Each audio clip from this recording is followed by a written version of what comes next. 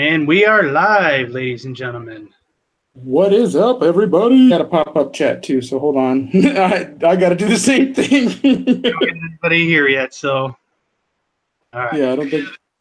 Oh, you heard yours for like 2 seconds. You heard your voice. Yeah, that's okay. Ah, Hey, honey Lulu, how's it going? Hey, Crystal. Hey, Ray, how's it going? hey, It is a everybody. really hot day today, so you guys are going to be prepared to see me sweat. Ooh. How's it going? Hey, Crystal. Okay, there we go. Oh, you are really, really loud right there. I muted Or it. actually, I should say I was really loud right there. What is up, Drunner Jones? How's it going, brother? About time. What, were we like half a minute off? Oh, no. That's my fault, though. I got a call at the last second and I had to go for something and I had to come back. So blame me for that, like, little tiny bit of lateness. Damn it, Elvin. Why? So, everybody, welcome.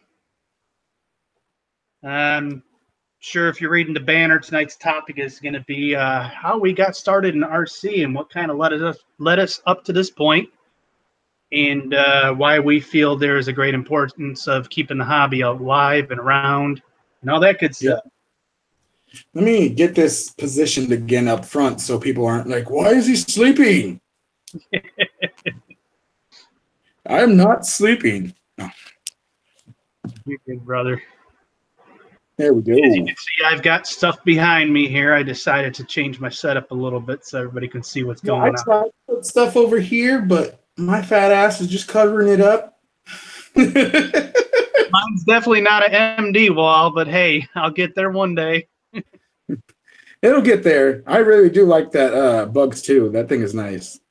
Yeah, it's nice. My last video that I put up on Sunday, I tried to get Katie, to my daughter who was filming me flying the Ghost. I tried to get her to film Jack flying it. He was flying the B2W. Because That'd when be we go cool. out, I let him fly that. Funny story, I let him fly the Ghost, and he actually flew it over the house and started to flip out a little. So Yeah, I don't think those are really indoor drones, are they? no. He was flying it outside in the front yard, and because he's been, Oh, let me try the Ghost. Let me try the Ghost. So I let him try the Ghost, man, and he got up above the house and started down. He landed it, and he goes, "I won't ask you to fly." oh, I think you might be buffering a little bit, or something might be happening. Yeah. So yeah. So who we got here? We got Ray, Honey Lulu, Drunner Jones. Welcome, Crystal. Welcome, Dugo. Welcome. Yeah, Crystal, you are How's correct. everybody According tonight? to Chris, all drones are indoor drones, and if he could do it, he would fly that Inspire inside your guys' house. So I'm sure that would actually be glorious to watch that thing try to fly inside your house, but it would probably take off right through the ceiling. Robot Jim.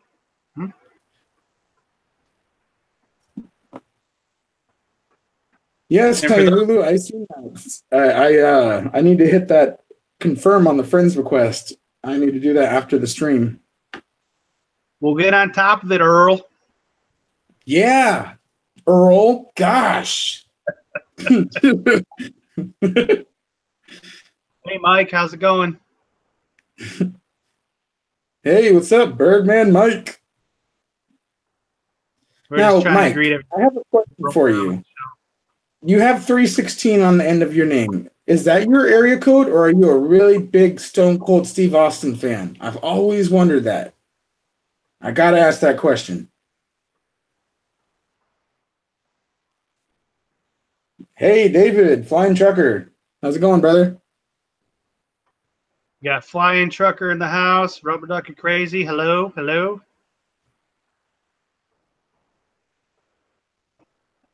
Good. I'm glad it's now fixed itself. He was breaking up for like a second, but yeah, it's good now. Yeah, I'm kind of watching the stream on my phone here too, trying to make sure we don't have any issues. And of course, my son's on the internet right next to me here. You're not on the internet, are you? Mm, yeah. It should be able to handle it. Oh, John 3:16 from the Bible. Okay. But yeah, Stone Cold fan as well. Sweet. That's cool. Good stuff. Bob Biker, what is up, my brother? And I know you are not telling me to be quiet. No. Hang on, I'm gonna get Jack here a chair. There you go, Jack. He wants to be able to sit next to his papa. Yeah. Yes, sir. All we see is like 1.5 eyeballs, some glasses, and the top of your head. Now it's just one eyeball. The other side got cut off. He's not even listening. See, he's got those earphones in right there. See? Oh. He's sitting there listening. Jack, this is my boy. He's listening to some Justin Bieber or something, huh? No, he does. Come on, he doesn't listen to that. I raised him right. Justin Bieber. Ew, no. I don't like him. He's bad. He's been in jail like 10 times. No, but okay. How's it going, brother? Welcome. But anyhow. Yeah, that was a smart dad, keeping him away from Justin Bieber. Yeah. I listen to Slipknot, Five Finger Death Punch. You listen to Slipknot? What? I used to listen to Slipknot too. Corey Taylor's the shit. Oh, I'm sorry. I said the S word. I'm sorry. The biz. I'm sorry. I apologize. I said a bad word, especially to a kid. Yeah. That's okay, as long as you're not dropping F-bombs, you know. So anyhow, we're going to get rolling with this topic. Everybody ready? Hey, There's Voodoo. How's it going, brother? There's TDR. Hey, Hey, Brian. Welcome. Really enjoyed your stream, your part you did on Val's show tonight. Yeah, that's all I said, Mike. I said shirt without the R. That's it. I said shirt. All right, so let's get rolling here. You want to go first, Alvin, since I've gone first? No, you're going first this time. Oh, I'm going first. Okay. So we're going to start out with the part one of the topic we're talking about tonight is how I got started in RC. Steve O.D., what is up, brother? Yes. So anyhow, the way I got started, probably around 9 years old, I started doing the toy grade stuff. I had that Tyco RC deal. Anybody who was raised in the 80s can remember. It was like that one with the controller where you could push up on it and it went. And then if you pushed over to the right and up, that was like the turbo speed. I don't remember what it was called. I know what you're talking about. Yes, I can't. I tried looking for it today, and when I took my short lunch break at work, and I could not. Oh, what's up? So, hey, Eric. Anybody? Did I miss anybody? No. Okay. Hey, Eric. I missed him. Yeah, it was a Tyco. I can't remember what it was called, though. I was looking for the model number. Yeah, I don't remember the model number either, but I know exactly which one you're talking about. It has that little, it's almost like a manual shifter on the remote, and you kind of just push it off to the side and then up, and it kicks it into high gear or nitro. The red trigger, the red little stick. Hey, Eric. Yo, it's me. Yeah. What's up, Real Knife Chris? How's it going, brother? So, I tooled around with that for a little while, and then I had a neighbor who lived a couple houses down and across the street from me. And one day I was outside, and I seen him driving around this black, big 10 scale. Well, big to me at the time. It was a buggy. So, you know, eventually I worked up the nerve to go over there because he was a lot older than I was. And I went over there and found out. Many of you will probably remember this if you're, you know, in the RC in the 80s. The Radio Shack Golden Errl. I saw that and I was mesmerized by it. And I was like, oh, I got to have it. I bugged this guy forever. He was probably about 15, 16. I was about maybe 11 at the time. And, man, let me try it. He says, nope, this is too much for you. And He would never let me never let me try it out. So finally, fast forward to my 12th birthday, that's what I got as my birthday gift, and I was in heaven when I got it.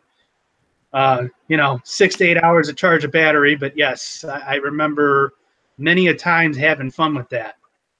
Well, that Christmas, that's when the bottom fell out because I got a Tamiya Midnight Pumpkin, and that was such a blast. It's one you had to put together.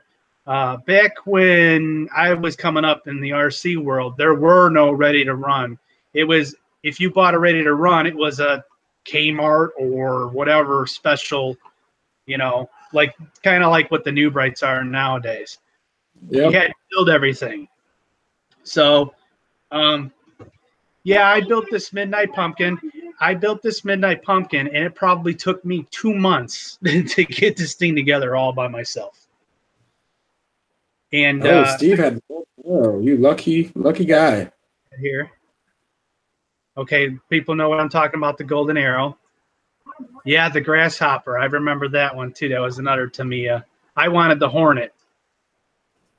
Yeah, the Hornet, the Super Hornet is the one that I wanted. Yeah. So I ran that Midnight Pumpkin for a little while, and then I picked up a Blackfoot. I did some mods. All I can remember about that truck is that if you rolled it once, you broke the body mounts right then and there. They were plastic. Oh, yeah. They would snap right off. Right off. And they were tall. The things were like probably about 1.25 inches tall, and I could never understand. They did it for tire clearance, but yeah. So that, yeah, they have a lot of those on those drift cars nowadays where they have the body mounts that are like 2 to 3 inches tall, and they're sticking upside the cars so freaking tall. You're like, why do you have those? Those are flexible on those, correct? Nowadays those are flexible. Those ones are flexible nowadays. Yeah, a bit more flexible. Yeah. Yeah, these were like hard plastic. I mean, if you just took them and put them in your hand and just flexed them a little bit, they would just snip. Yeah. So I remember that that thing was do wheelies for days on a stock 540 motor. I actually wound up putting, I can't remember the exact specs on it, but I put one of those Monster Mash motors in it, and man, was it quick.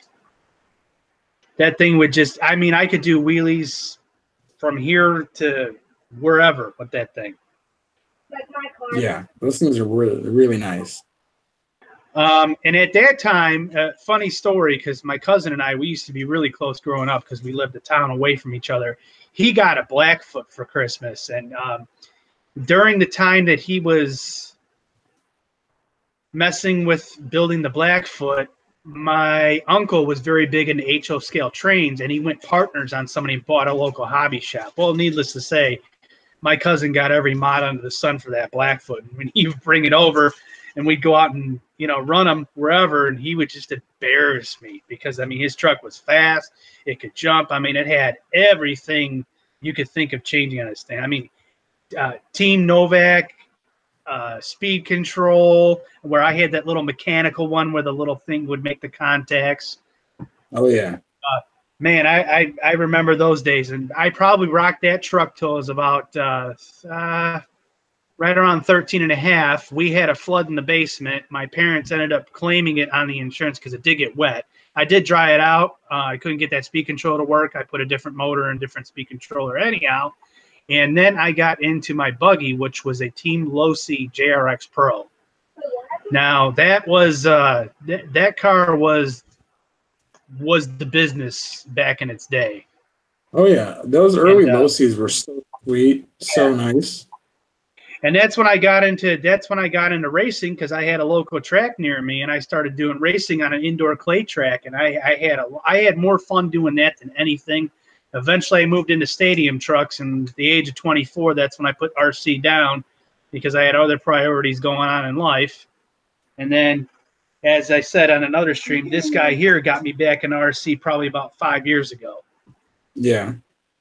So, and my thing is, I saw a golden opportunity. I have a 16-year-old brother who's a hardcore gamer. He's on YouTube all the time. I know. And I kind of looked at that, and I'm like, you know what? I really don't want Jack doing that becoming his life. So I was like, you know what? We'll do the RC. It's something I enjoyed coming up. Yeah, and it maybe gets them out. yeah, and it does.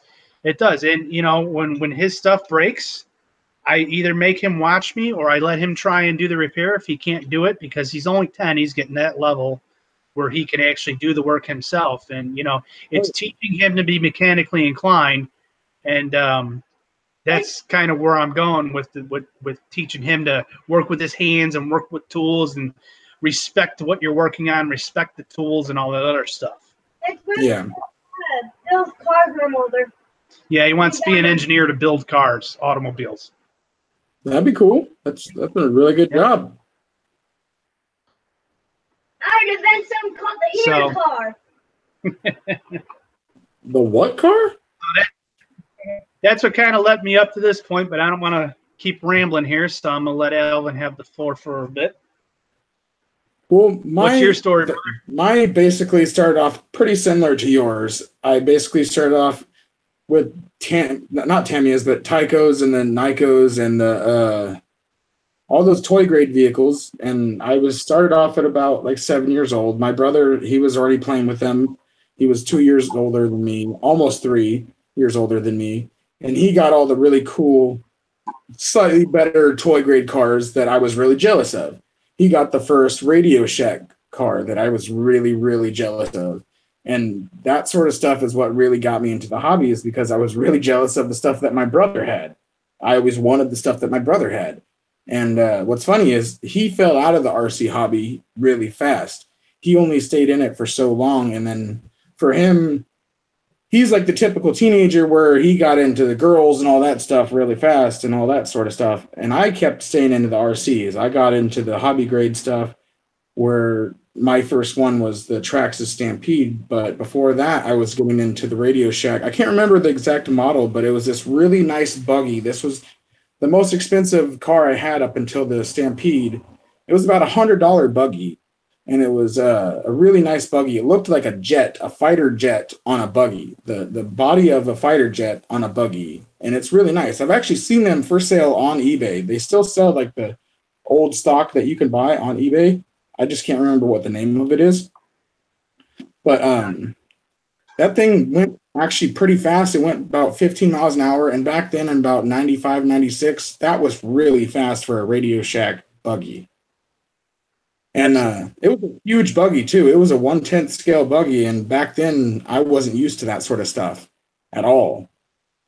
And then I finally seen the Stampede. That was when I fell in love. That was in 1998. I seen that. I went to Hobbytown, USA, in our local town. And I first laid eyes on it, and I was just immediately just drawn towards it.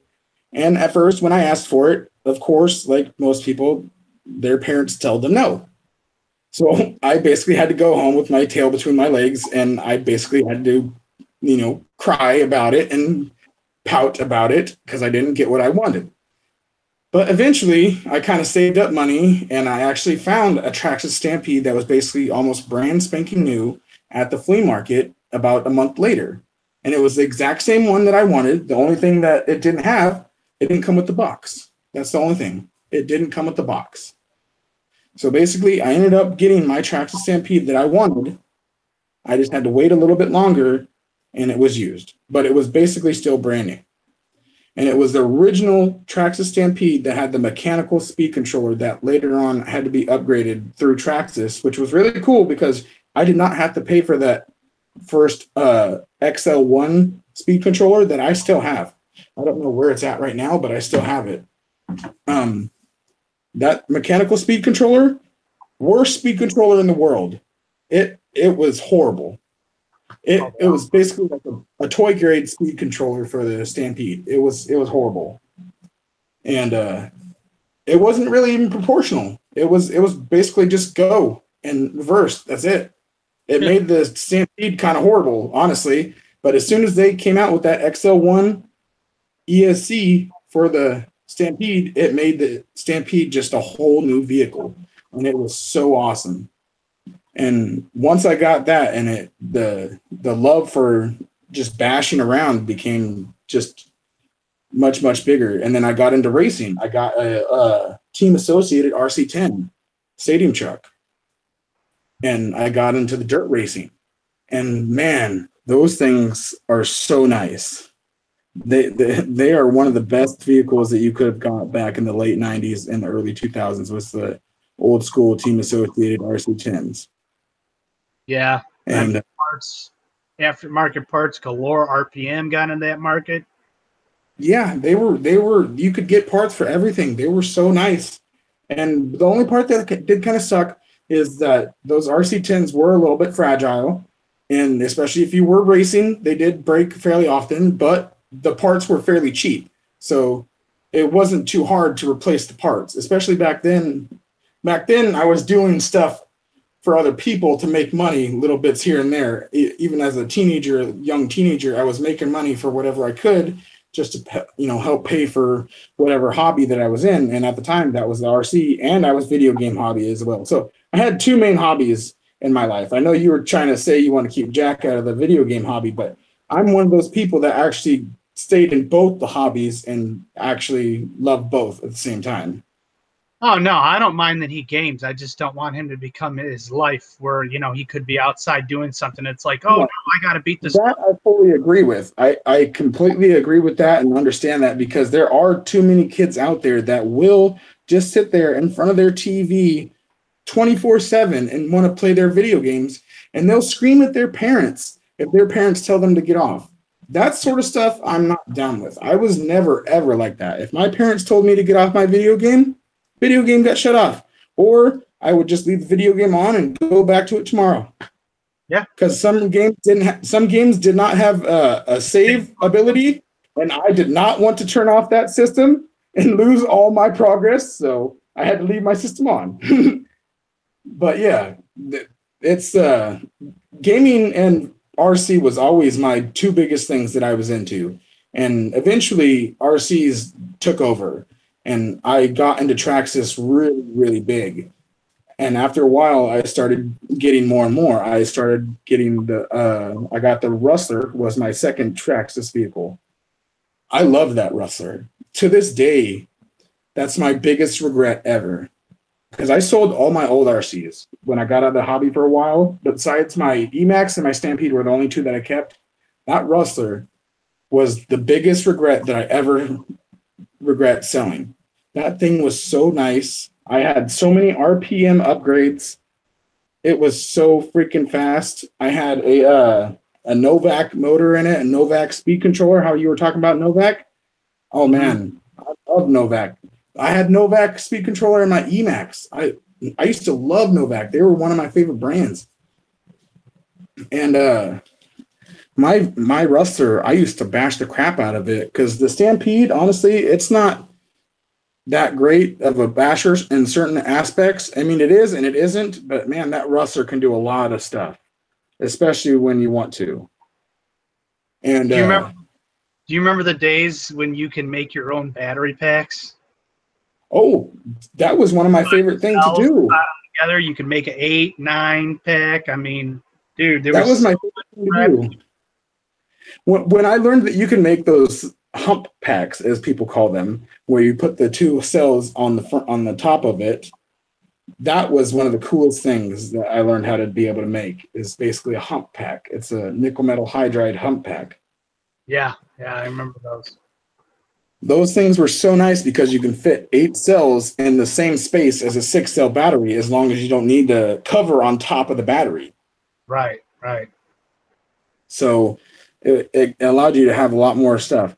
I'm sorry if I'm missing chat. That's okay. I'll go ahead and over chat for a second. I was going to say RC Vu that played RC games. I sold my team associated RC10. That honestly, I did sort of regret selling that, but I sold it to somebody that honestly was doing a lot better with it than I would have ever done. I sold it to a friend that was getting into the racing, and they were a lot better at racing than I ever was, and it was in a lot better home. Yeah. Some of them I sold to really like worthy homes, and that I'm not too like bad, and I don't regret selling them because they went to somewhere that they're going to be loved. And some of them, I regret selling them because I just sold them to some random person that I didn't care about. Yeah. I've actually got, I didn't want to blow the lid off of it on a stream because I wanted to feature it in one of the shows upcoming. But Sin has two restoration projects. One is an original 1992 Kyosho USA 1 monster truck. And the second one is a team associated RC10T.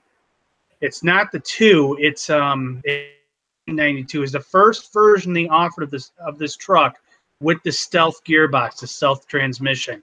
I'm actually going to be restoring that just to kind of. There's no tracks around here that let me put it this way, that could put up with the abuse, because the nearest track is for 8th scale and 5th scale. But that one there, I'm just going to make it, it's kind of like a trail rig for where we go, the flying field. There's a BMX track, and I could run that truck out there. But that was one of the trucks that I always wanted, and I never got. I took it in on a trade, and I'm going through everything on the truck. So, John, you misunderstood that too much, buddy. A little too much. But yeah, Steve, I just caught up on chat. I was 3 in 1990, not 1995. I was born in 1987. I'm 31 years old. I will be 32 next year. Not that young, buddy. I may look like I have a baby face, but I'm not that young.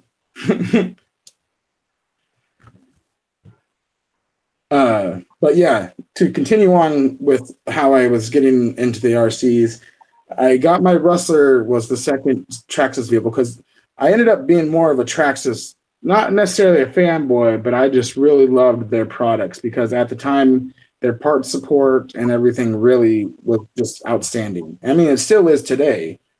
And the Emax, this bad boy right here that I just banged on, that was my third purchase. That was one of the biggest purchases I've ever made in RC. And that thing took about a year and a half almost to save up for, just to be able to buy.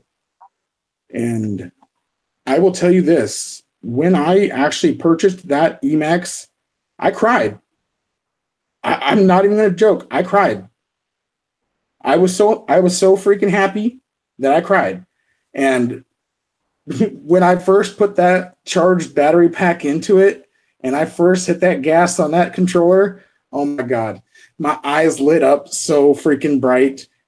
And like the smile went from ear to ear on my face. Oh my gosh. That is one of the funnest vehicles I've ever had the privilege of driving. That thing can go so freaking fast for its size, and it can jump so far and high. That thing is amazing.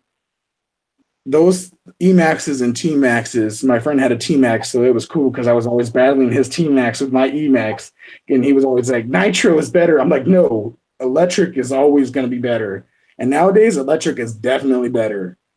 Yeah. Like he's eating his words now.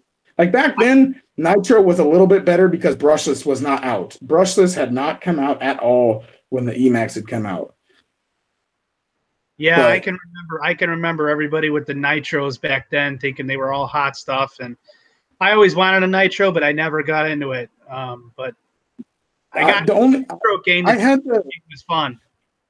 I had like one nitro, and it was like a broken nitro, and I never even got it to work. I can't even remember what brand it was. It was just something that I got from the flea market, and I basically put like $20 into it trying to get a new glow plug and stuff to get it started. It wouldn't work. So I basically sold it for like $30 and was like, I don't want it. Here, take it.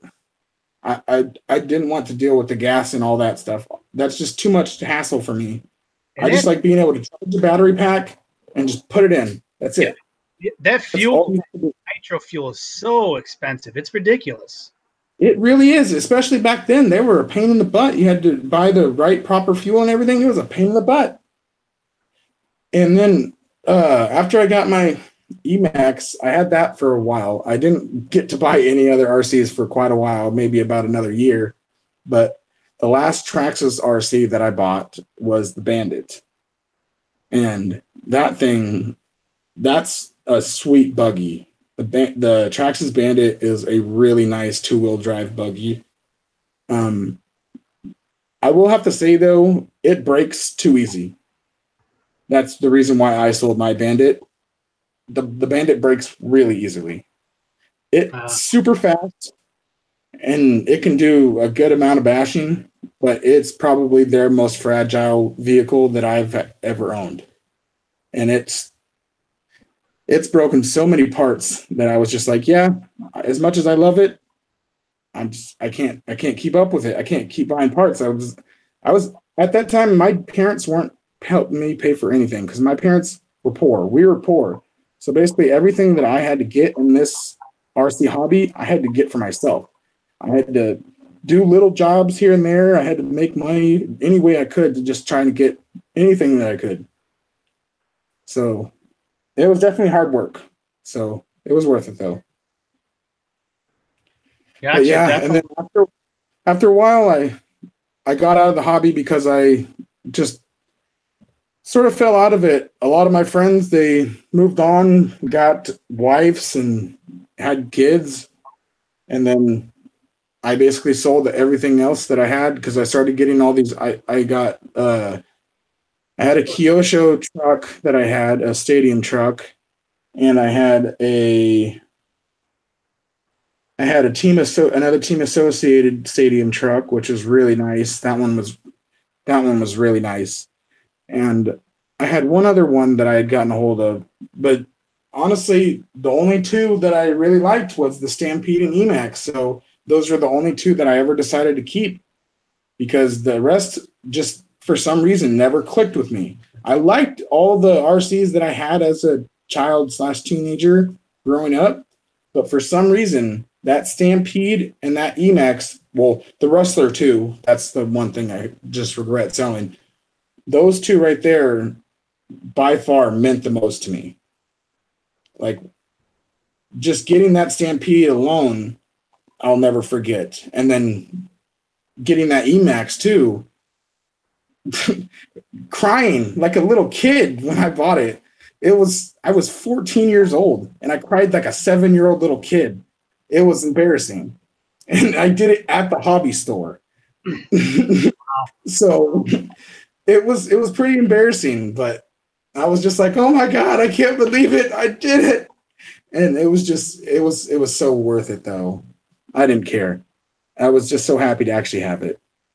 And it's been with me this whole time. It and the Stampede, they've been with me this whole entire time. I kept them with me. I had them in storage.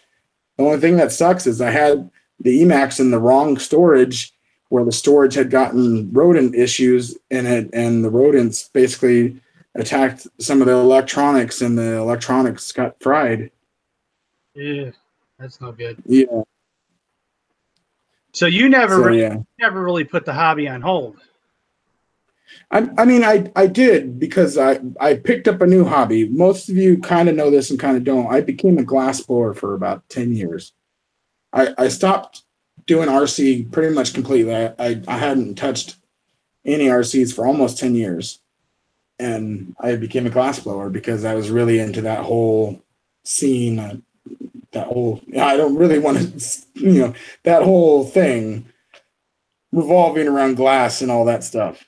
Yeah. And it's just it was more of a fad for me, glass blowing. Like I really enjoyed it. I had a lot of fun doing it, and I don't regret doing it. And it's still something that I enjoy doing from time to time. It's a lot of work. It's a lot of work. And you got to put a lot of work into it if you want it to be nice. If you're trying to make art, at least, unless you're just trying to pump something out to sell to a store. Right. But yeah, that's the reason why I gave it up. I wanted to try something else. At that time, my focuses just changed to something else, and I was just like, okay, I'll keep these two RCs. I'll sell everything else to help fund my glass blowing. Because most of those RCs that I sold helped me get my glass blowing torch, my glass blowing kiln, all of those stuff. Because the kiln alone was $700. That's a really expensive thing to buy. So took me quite a while. Took me quite a while to be able to buy all that stuff as well. But I'm definitely glad to be back in the hobby. What's funny is one of the things that got me back in the hobby was watching those damn sailors. It's really hard to admit this. Like I really hate to admit this, but I mean, I was slightly sort of already getting back into the hobby, but for some reason I started watching their older videos. It wasn't when they started getting big, it was when they were still smaller, and I started watching their videos, and for some reason them damn sailors got me back into the hobby. And I told them that in one of their comments before, and I was being brutally honest about some other stuff, and they banned me for that because they didn't like how I worded it. So ever since then, I was like, all right, you know what? Screw the sailors. You know, they may have got me back into the hobby, but they can just go chew themselves. I actually I put the RC down for a while because the local track where I was racing at every single weekend, it was Friday nights and Saturday nights, they closed up the track because they were having financial problems. I know the owner of the track, it was a husband and wife that owned it. I know the husband was going through some health issues, and they ended up closing down the track and nobody reopened it, and eventually they tore it down. So I was not a basher per se at that point. I was more of a racer because I had my rig. I had a low C SCT. It was not a short course truck. SXT. I can't remember what it's called. It was basically a 2-wheel drive stadium truck. That's the class I was running, and I had a lot of money into it. I ended up selling it to some kid locally, and I put it down for a while. How I ended up getting back into it actually is my son wanted to get into RC, and I found a really great deal on a trade that I worked out to get that 5th scale Rampage XT. And that thing was a monster. It had a 30cc 2-stroke motor on it, all metal parts. I got that. And then my son, we bought him his first somewhat it is a hobby grade. We bought him a Red Cat Volcano. That's the one that I've showed in the last couple streams. And if What's up, John? I'm sorry, I'm going through chat, just trying to catch up on everything. And if you guys haven't seen it, check out the video I posted about a week ago before the chassis snapped in half. It's definitely a fast RC. I cannot put it on a 3S LiPo because it will be uncontrollable. But yeah, I got into that, and leading into the second part of our show here, how I got back into the RC. At the same time I started playing with the 5th scale, I got interested in drones. And I saw a couple videos pop up because I was looking at RC stuff online, and then a couple videos pop up. And it was probably, I want to say 2016, maybe the end of 2015. That's when I discovered True Drone Reviews, and I started watching his videos. If I'm off on the time a little bit, forgive me. But I started looking at some of his stuff because I was looking at the Sky Viper, which is this guy over here is the very first drone I've ever flown. And I'm going to be making a video on this actually because I want to get this little Sky Viper going again because I don't have a charger for it, don't have a remote for it. Between the moves and everything else, you do have the remote? Somewhere. Yeah, somewhere. That's it, somewhere. So, but this I'm not even sure exactly what this is. I know it's a Sky Viper stunt drone. Brian will probably know. But it looks like a USS Enterprise. It looks like a Star Trek. The thing on the front, it looks like a back of a Star Trek ship. Yeah. Yeah, but it's got a little 3.7, I can't even tell you what it is. 350 milliamp per hour proprietary battery. I don't know if that's nice. Not up there. I don't know if you can see that or not. I don't know. It kind of looks like a J. It does, Eric. I can't explain it, but it does look like a Star Trek in the front, like a Star Trek ship. Yeah. To answer your question, Bob, earlier about the glass blowing, what do you mean the stems part? The stems for glass blowing, are the dudes with their stems glass blower beginners? I don't understand that question. Sorry if I went off topic. I was just trying to go back and chat and just trying to answer that. It does, And Brian. then to answer your question, John, I do still make some glass every now and again, but I haven't made any in a long time, and I need to get a new oxygen tank because now I recently sold mine back to the company trying to get money to try and get a computer so that I can stream better with you guys on here. But the company that had the oxygen tank, they basically ripped me off and just took the tank back and didn't give me any money back for it. Sorry, But yeah, back up here. actually, I do have something to show you though, John. I do have some stuff that I do still have that I did make. Hold on. It's not smoking stuff, so don't worry. I'm not going to show any. I'm not going to show anything like that. Hey, Alvin. Yeah. I have kind of a minor kiddo emergency. I'm going to give you the show for a couple minutes here. I have to go take care of something. That's fine. No problem. Sorry, guys.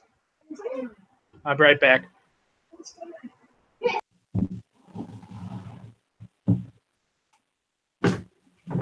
All right. Since I'm the one showing you guys, basically, I'll show you a couple things that I have left over. I'm not sure if any of you guys are going to like any of this because most of you guys probably aren't familiar with glass blowing and whatnot. I don't know what smoking stuff is, Steve. That's why I'm trying not to talk about it.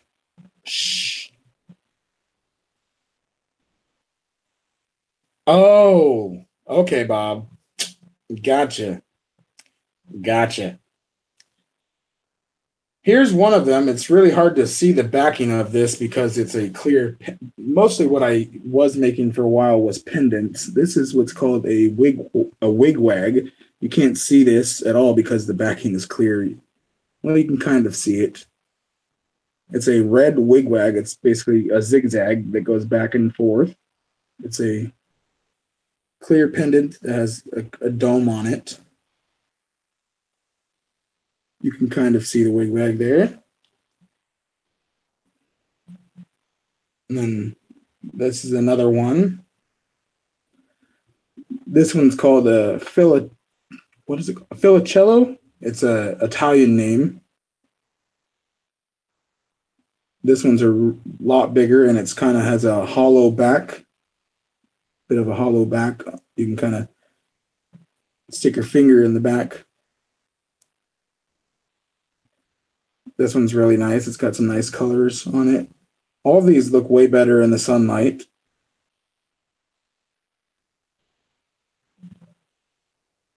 And this isn't a pendant. This is actually a pin, like you would put on like your shirt or hat or something like that.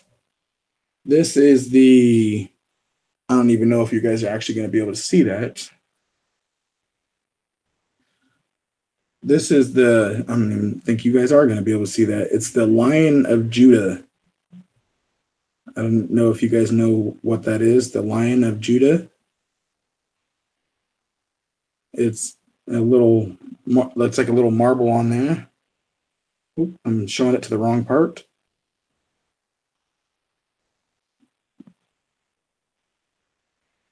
It does look like what you said, John. It definitely does.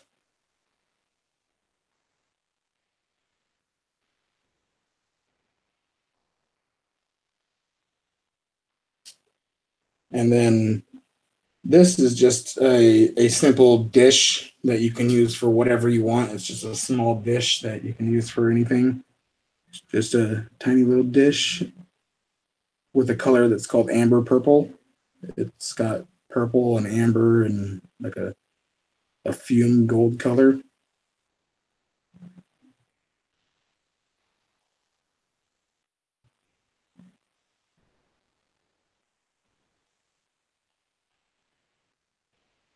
And that's what I have to show of that for now. I have other stuff that I can show, but it's not something that's RC related, and I don't really want to show that. I need to get a new sweat rag. Can't even talk. It is super hot in here, and I am sweating super bad.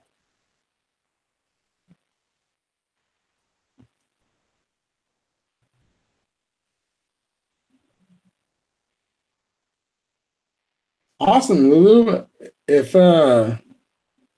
you're interested, I will save you this dish. It's not a big dish or anything, but I will save this for you. If you're definitely interested in this dish, I will save it for you. I've tried animal shapes and stuff like that, John. I have. I'm not the best at doing animal shapes. I have a friend that does really cool animal shapes and stuff like that, but I'm not the best at doing those sort of like figurines and stuff like that.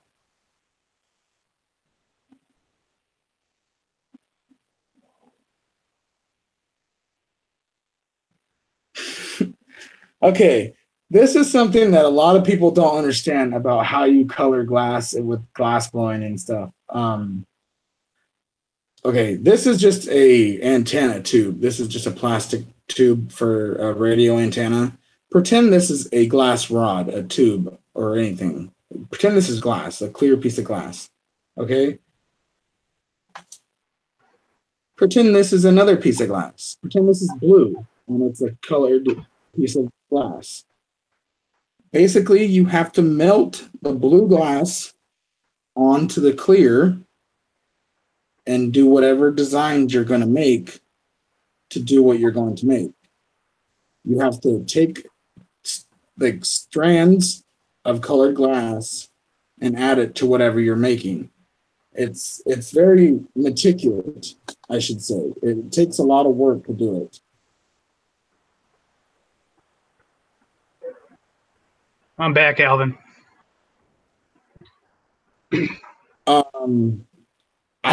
I honestly, I don't really have any animal shapes that I can do best, John. I'm not really good at that sort of stuff, honestly. Katie, you can't put her in this story. This is more of the stuff that I usually do. I do stuff like pendants and stuff like that. Oh, I have another pendant that you guys actually might really love. Some of you might really love. This one, it's kind of in my personal collection, but I would be willing to sell it to the right person for the right offer. Let me see if I can find it. If I can even find it. Oh, yeah, there it is. There we go. There we go. Some of you guys are probably going to really like this. Bam. Oh, wow, that's cool. What is that? This is another pendant. This is an alien pendant that I made. It's an alien eyeball with arms. Huh. This is one of the cooler ones that I did. This is a color called slime for the arms. Very popular color in the glass blowing community. And the eyeball, I don't know if you can really see that. It's pretty nice. As soon as I went to show the eyeball, your picture showed and it went all dark on the screen. Oh, hang on. Let me give you the floor. There you go. No, you got it. Yeah, you can see it. Yeah, it's sweet. Honestly, something like this, you'd have to make me an offer. Usually, like these sort of pendants, like this smaller clear wigwag one would go for about like 15 to 20. This one probably go like 25, 30. Dish 15 to 20. The little pen 15. This is a bit more work though, so I don't know. You'd have to make me an offer for that one. I'll give you $350. $350.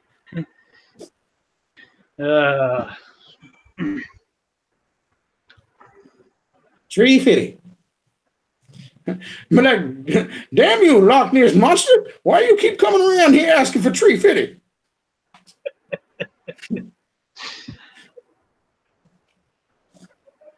And then his wife is like, I just ate in Tree Fitty last week.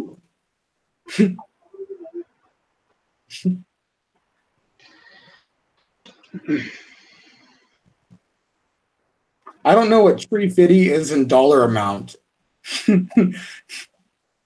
I know what 350 is, but I don't know what Tree Fitty is. Wow. RC Awesome. the one. That's great. I don't think I can go to another channel though on this. No, I don't want to take a chance of cutting the stream. Yeah, you got to be careful doing that. Yeah, no. I'll let that one lie. Yeah, but sorry. I can't. I will get you. I cannot sell any of these for $3.50. I can't. That wouldn't even recover the amount of money I paid for the glass that I used to make it. And the time. Yeah, and the time and oxygen and the gas that it cost to make it. Plus, it would cost more than $3.50 just to ship it. So I'd basically be paying that just to ship it. Silver Top Flyer, welcome. All right, sorry for getting all of it off topic, off the RCs onto my glass blowing for some reason. But everybody got interested in the glass blowing, so I had to start showing some things that I still had available. I have some other memorabilia stuff that I have available, but I can't really talk about on here. I think I know what you're getting at. Yes. If it has anything to do with glass, I know exactly what you're talking about. Yes. So anyhow. So back, Sweet. I will definitely put this away for you. I will stash it away and save it for you. So this is basically sold. You guys cannot get this dish. Honey Lulu has already called dibs on the dish. TDR says you're going to have to make a glass blowing video. Hey, Chris, welcome. MD95 TSI. I've tried doing that before, and it's too hard because you have to have special glasses just to be able to see the flame. So I would have to buy a second set of glasses just to be able to put in front of the camera. Just so otherwise you guys would be blinded by the light. Basically, what happens when you blow glass with a torch, it creates what's called a sodium flare, and it basically blinds you. It creates this giant white light in front of you, and you have to have what's called didymium glasses, which are basically used to look at solar flares and solar eclipses because it's so bright. And you need those sort of glasses just to even be able to look at the torch when you're glass blowing. Otherwise, you can't see anything that you're doing. But yeah, I would need to get that for the camera just to show you guys the video. Otherwise, you guys would just look at a flame that's just super bright. What's he doing? Yeah, what am I doing? It's just a giant flame, and you see my hand going into it. It looks like it's burning it. How did I get into glass blowing? That's a long story for another episode. that in itself is a really long story. Kind of sounds like you have a passion for glass blowing there, Alvin. Honestly, I really do. I absolutely love glass blowing, and it's one of the hobbies that I truly adore. I really do. I love it. I really do. It sucks that I'm not able to do it at the moment. It's just not really the place and time right now to start doing it again. It became too hot out here where I live to keep doing it, basically. The torch is already putting off like 1,000+ degrees, and you have to stand in front of it to create whatever you're creating. And out here, like I have already told you guys, I don't have an air conditioner. So when I'm sitting there blowing glass, and if I'm trying to blow it in the summer, it's basically like living in hell while you're trying to blow glass. And the only time that I would ever get to be able to blow glass was in the middle of the night. There were so many times where I'd have to sleep during the day and just stay up all night long just to be able to get some glass blowing. Glass blowing is really cool. Don't get me wrong. Like, I encourage people to get into glass blowing, not for smoking stuff or anything like that, because that's not what glass blowing is about. You can do so much cool stuff with glass blowing. There's so much art that can be made with glass blowing. It's amazing, especially nowadays. Nowadays, there's so many hundreds of colors that you can use. Oh my God, the colors that you can use in glass blowing is amazing. It's freaking amazing. But yeah, enough talk about glass blowing. We'll talk about that in another episode or on the stream on my channel or something like that, so we don't have to clog up this. Hey, Chris, welcome, brother. So going back to where we left off when I had to leave you guys to go take care of my daughter, I was looking at stuff for the Sky Viper, like I said, and that's when I came across Brian True Drone Reviews, and you guys better know who he is.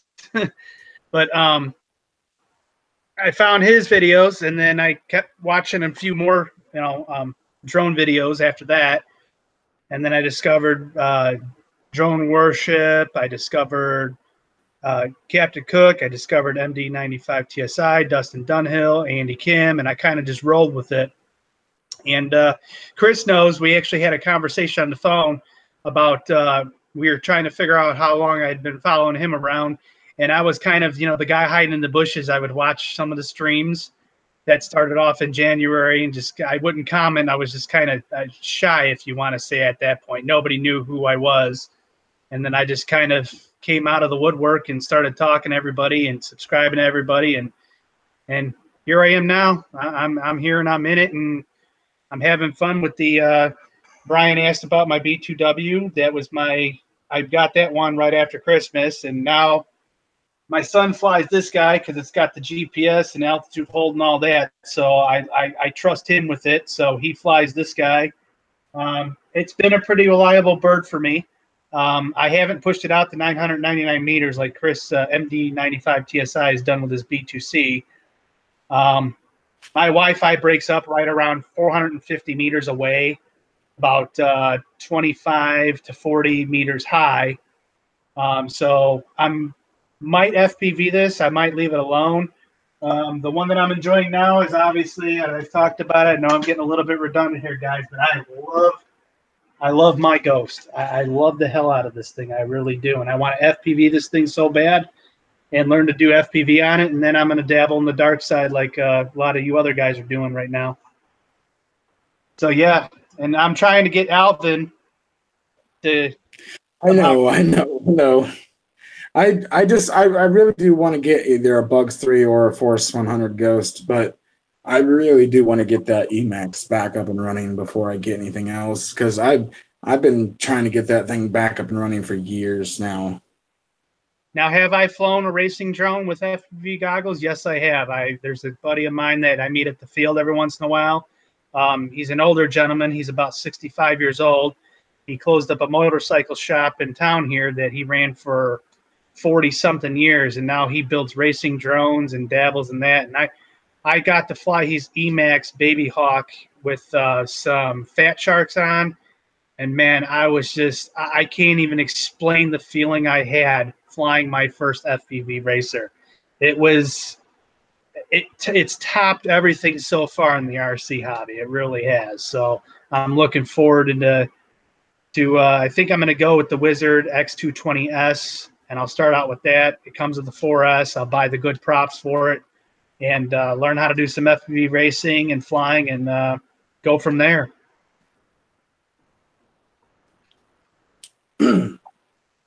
Man, it's so hot in here. You getting hot there, buddy? I was going to say, because normally by this time you're melting.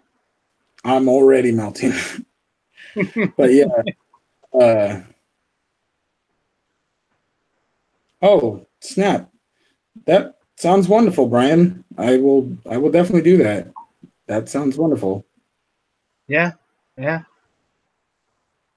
Now you can push that Sima. I know you can. You just need to get it out in the open and just do it. I was flying I got scared after it did that little flyaway, but I flew the crap out of this the other day. I wish I got it on camera. My nieces were chasing the crap out of this thing back and forth throughout the yard. They, for some reason, that's their favorite thing. When I'm flying this, and even though it's 20, 30 feet up in the air, they're running back and forth throughout the yard thinking that they can race it. My oldest niece thinks that she can beat it in a race back and forth from one part of the yard to the other.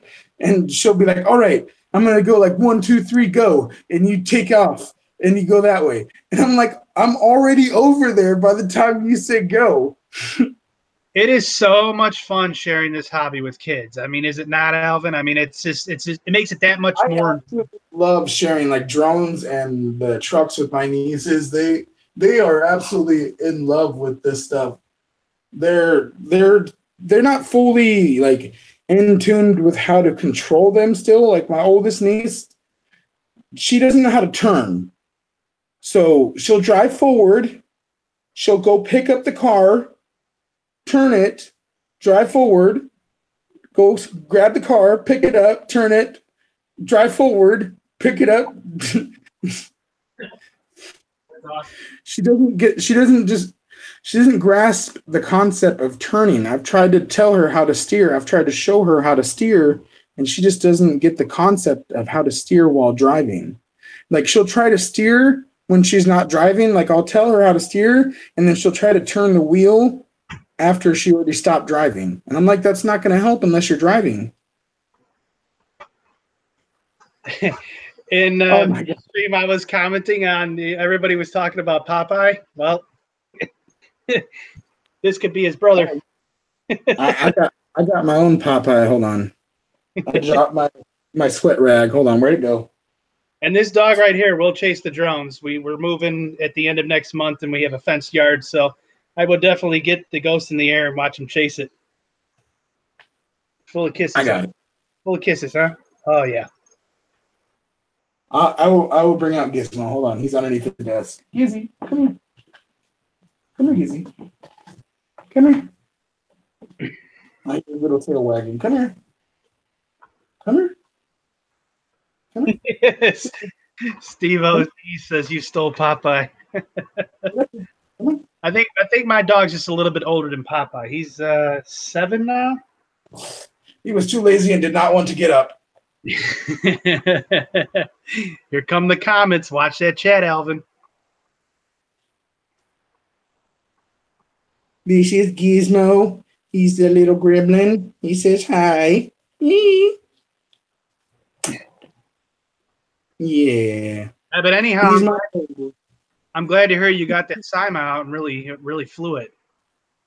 Yeah, it took me a couple days to get the courage to want to fly it again because that flyaway, I'm not gonna lie, it scared me. But the fact that I was able to get it back with the help of my niece, I kind of turned that around, and I was just like, just get back out there and do it, because Chris and a couple other people, they gave me some positive reinforcement, just to get back out there. Don't let that discourage you. Don't let it bring you down. And I did what they said. I just took it back out there and I flew it. I think the first time I actually took the Ghost out after I first got it, I was so paranoid on something going wrong with it. I didn't enjoy flying it. Of course, I flew it in my yard. I had tons of trees. But when I took this thing out to the field, man, and there was nothing around, you got to understand, and I'll do a video so everybody can see. This field I fly in is huge. It's an actual it's leased to Hot Spring RC Airplane Club. But the one part of the field is for drones. They set up for like drone racing, and they do all that. They wanted me to join to do that. They wanted $100 a year. I was just like, nah, you know what? I'll come out here and leisure fly with my kid. But I got this thing out, man, and I just ripped it. I took it up. I took it down. I was buzzing the ground with it. I mean, I was having all sorts of fun. And it was at that moment that I fell in love with this thing. And I'm thinking, gosh, if I could FPV this thing and really learn how to pilot this, I'm going to get into some racing and freestyle drones, definitely. I'll have to admit, for a while, I was not really into drones. Like for a while, I was only into ground only. I wasn't really a drone guy. And then I started watching some drone YouTubers. I started watching people like Brian, and I started watching Donnie at Big Drone Flyer 77, and I started watching Drone Warship. And RC Escape, a couple of those guys that do the drone videos. Same with this darn RC Sailors. You know, those people. Yeah, Drone Pool too. Yeah, exactly. I started watching those drone YouTubers and people like Cap and Chris. After a while, you know, I started watching all these drone YouTubers, and then I got into the Drone Network family, and then just the love for the drones just started coming on, and then I won that first giveaway out of nowhere. I honestly, I didn't even know it was their first giveaway. I won this. This was their first giveaway that Chris and Cap had. This Airhogs DR1 micro release drone. I didn't even know that they were having a giveaway, and I didn't even know that it was their first giveaway. And then when I won it, my mind was blown. And then when I actually received it and was actually able to fly it for the first time, it was like an instant connection, and I was in love. And when I got that Sima 2 weeks later, for some reason, my luck was just, for some reason, really good. I lost a week where I didn't win anything, but then the following week after that, I got really lucky again, and I won the Sima. They were doing another giveaway, and Captain Cook picked me, or not Captain Cook picked me, Crystal picked me, or not. Dang it, I got that mixed up. Rusty was the one that picked me. Rusty was my lucky picker, but he's no longer my lucky picker. Yeah. And ever since then, I've been in love with drones. But the thing that I love about drones the most, because I've been looking up a lot of videos, is just their camera capabilities. I love race drones and all that. Those are really cool. But the filming capabilities of what drones can do, that stuff amazes me. Like, that blows my mind, of the stuff that you can do with drones. That's what really made me want to get into drones. And it's the thing. I watched probably 30 reviews on this before I actually pulled the trigger and bought it, because I was actually originally looking at the Hubsan, and I was gonna buy the Hubsan, but then I started looking at all the negativity on the Hubsan. Hello. Welcome to the stream. Watching drone worships videos and seeing the toilet bowl problem and everything else, and Yep. I ended up going with this one. Now the camera, I think the camera is okay quality. Do I think it's 1080p as they advertise? No, I definitely do. I think it's more along the lines of a 720. But that, bearing that in mind and bearing the price point of this bird, I'm perfectly happy with the resolution. I'm perfectly happy with the way that this thing flies. I mean, honestly, I bought this. I paid $167, shipped to my door for it off of eBay. And I've never been happier. This has been perfect. Do I want to get into a little bit more of a professional grade camera bird? Yeah, I do. Something like a 3DR Solo or the Phantom 3 Standard, just like you want, Alvin, or something along those lines. I probably will pull the trigger on something like that eventually, but I really think my next step needs to be to FPV this, and then move on to something like the Wizard. I've been discussing this in detail with Chris. He's been helping me out on recommendations, obviously his videos and talking to him. I really want to do the Wizard and kind of give it a go and go from there. But not to say that I'm going to get away from the ground vehicles. For now, my truck's down. I got to focus on getting Jack's truck back up. And his chassis not in here, or else I'd show it again. But no problem, honey Lulu. You're welcome. She was asking for your YouTube channel, so I typed in your name in chat for you. Oh, mine? Yeah. Okay. Yeah, I can. That's if you're logged in, go ahead and make a comment. That way they can just click on it. But I just went ahead and typed it in. Thank you. I appreciate that. No problem. But I just. It's so much fun with it. Now, my son, he won't even fly this anymore. Ever since the pregnant Sima? The pregnant Sima, yes. Yes, that's the inside. I honestly, I don't know why, but like, because I look at this Sima and I'm like, okay, this is what it should look like. And then I look at yours and it's got like the giant bulge coming out over here. It looks like it's pregnant.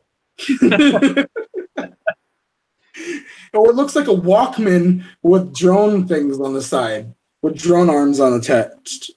Now, Brian, I don't know if you've reviewed this X5 UW yet, but just do us all a favor and don't, because this thing here is so damn light. You if you have any amount of wind, you can't fly it, and it's frustrating. Yeah.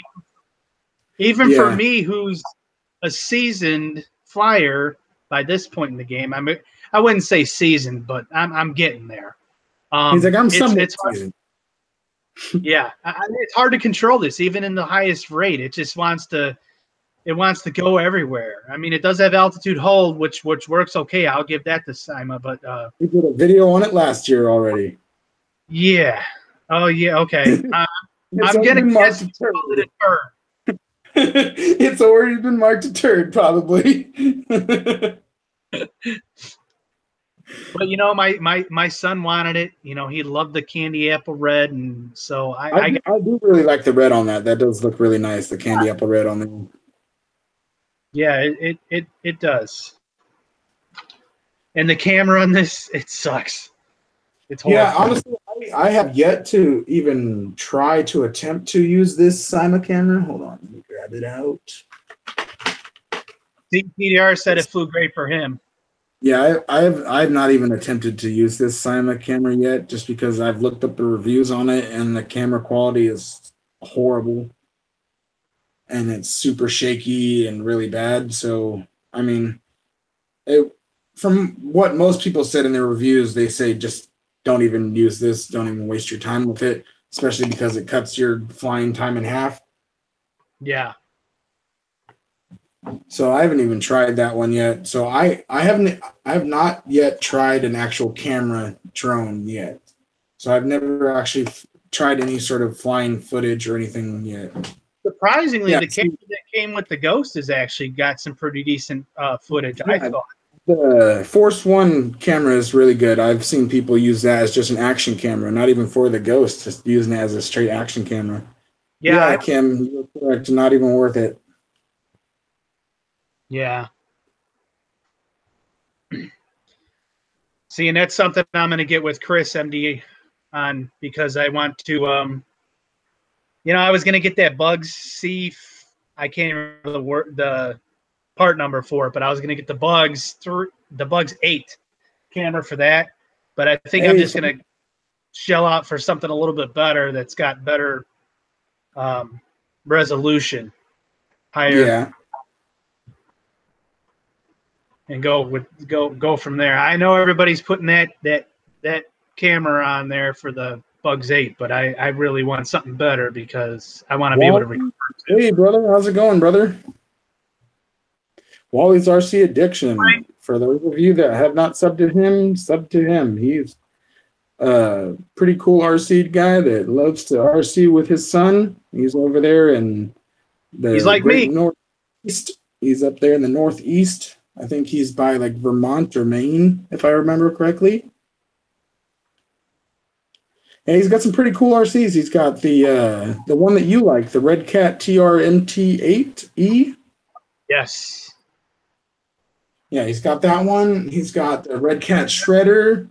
He's got the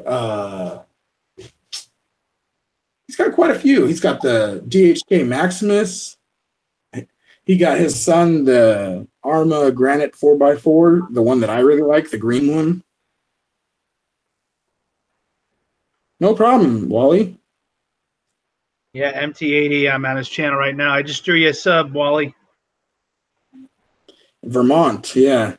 Vermont is really cool. I've always loved Vermont ever since the 6th grade in elementary school, because that was my state that they chose me to have to do a report on, and it was Vermont. And ever since then, I've been in love with Vermont.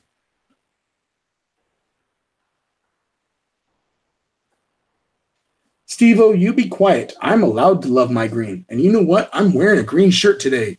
What? What? That sucker's green by now. This sucker is so covered in sweat. I'm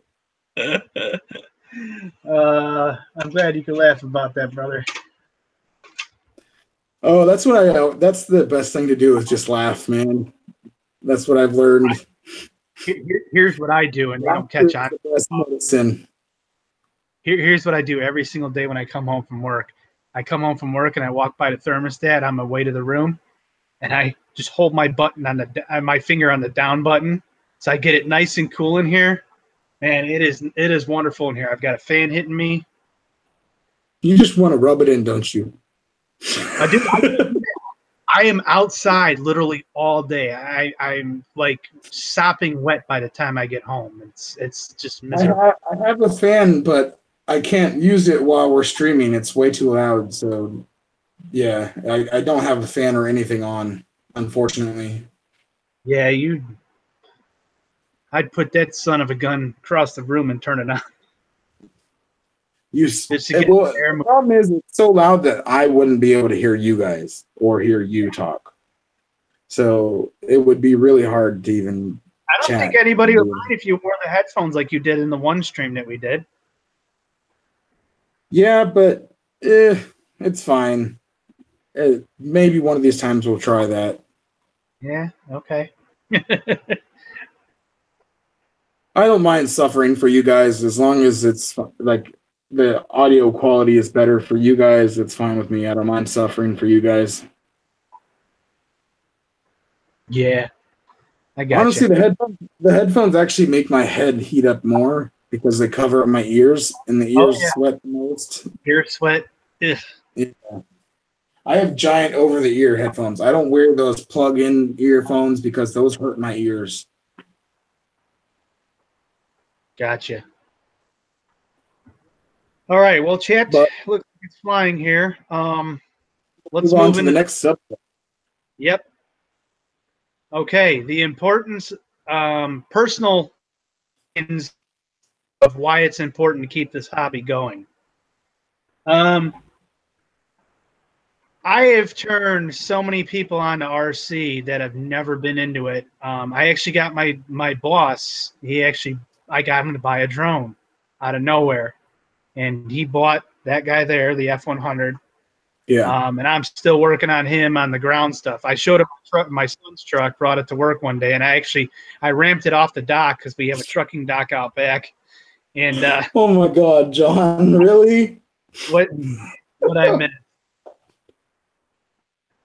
Oven looks so hot.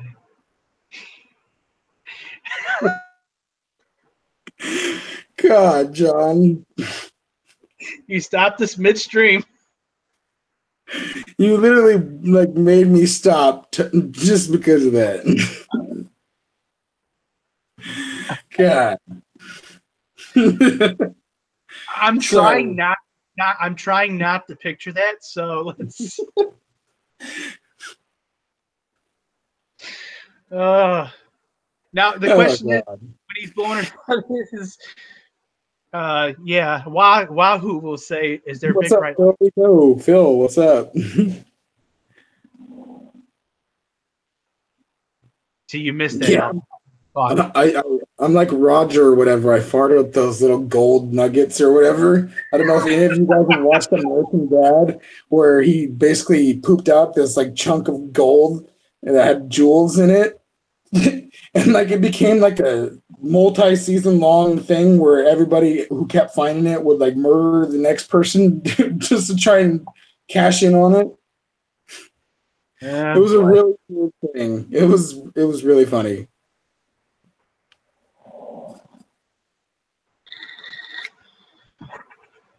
So anyhow, I'm going to try and get back on topic here. The reason why I feel it's important, because I've noticed even back before I moved down here from Chicago. No, I know you are, John. I'm sorry to cut you off. I'm just replying back to John again. That's okay. I've noticed the amount of hobby shops that are closing down because of lack of business. Yeah. Now, my question there, is that because not as many people are into the hobby anymore, or is it because of the internet business? I think it's 50-50 personally. Yeah, I think it's 50-50. So getting people back. Local hobby town USA that I had went to so much over the years, and now the only hobby shop that we have is that A Main Hobbies, And honestly, the only reason why they're even surviving is because they're a giant online retailer as well, besides the brick and mortar store. Yeah. And see, I've found too, because a lot of people have always made the comment to me, "Oh yeah, RC was big back then, but it's dead now." And I've joined a couple groups on Facebook. Team Losi is still posting their races constantly. I follow them. There's all kinds of other RC groups. So people that say that this hobby is dead, they're absolutely wrong. Absolutely. Oh no, it's not. It's just transitioning into a new phase. Right. It's in a new phase that it's trying to move into. It's not. It's the same thing like movie theaters. They were in like there were so many movie theaters back in the day. My old town Chico, it had almost 10 movie theaters in the late 90s to early 2000s. Now there's one. There's one movie theater. And the town is 3 times bigger. There's over 100,000 people there, and there's one movie theater for 100,000 people. That's crazy. So it's definitely a thing that's happened with not just the RC. It's all around, and a lot of people think that it's just the RC, but it's not. I mean, yeah, the online stores and stuff like eBay, they do take their toll on the brick and mortar shops for the smaller stores for certain things. They definitely do. I 100% agree with that. They definitely do. And it's great when you do support your local hobby shop over an online store. If you can, I do suggest you do that. But sometimes those online deals you just can't pass up. They're just too good. They're just you can't pass that up. Not only that, but I'll tell you a quick story. A couple years ago, I contacted Red Cat Racing because I wanted to look into what it would take to become an authorized dealer for them. And they sent me a reply back. They wanted me to carry such and such dollar amount of inventory. Yeah. On orders every 2 weeks, and I'm going, that's insane. So what I found. I'm sorry, Frank. Unfortunately, we're not doing any guests today. Otherwise, we would definitely invite you on. Me and Sin just trying to do it solo today. Otherwise, we would definitely invite you on, brother. I'm sorry. I apologize Frank, for that. You were awesome on our first show, and we will definitely set it up ahead of time to have you come in again. That's definitely Alvin and I have discussed that. Definitely. But we'll